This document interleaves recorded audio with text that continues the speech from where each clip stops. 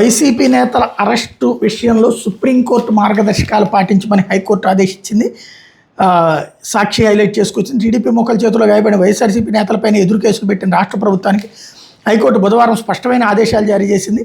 వైఎస్ఆర్సీపీ నేతలు పేర్ని నాని, అంబటి రాంబాబు, దేవినేని అవినాష్, కేళ్లప్పిరెడ్డి, దొంతిరెడ్డి వేమారెడ్డి, వనమ బాలవజ్రబాబు, పానుగంటి చైతన్య, నూనె ఉమామహేశ్వరరెడ్డి, మేకా వెంకటశివారెడ్డి, ఏఎన్ఎన్ మూర్తి తదితరులకి BNSS section 35(3) కింద నోటీసులు ఇచ్చి వివరణ తీసుకోవాలని పోలీసులను హైకోర్టు ఆదేశించింది. ఆర్నేష్ కుమార్ కేసులో సుప్రీంకోర్టు ఇచ్చిన మార్గదర్శకాల ప్రకారం నడుచుకుని తీరాల్సిందేనని తేల్చెప్పింది. ఏం చేసినా కూడా చట్టాన్ని అనుసరించాలని స్పష్టం చేసింది. పోలీసులు దర్యాప్తు సహకరించాలని వైఎస్ఆర్సీపీ నేతలను ఆదేశించింది.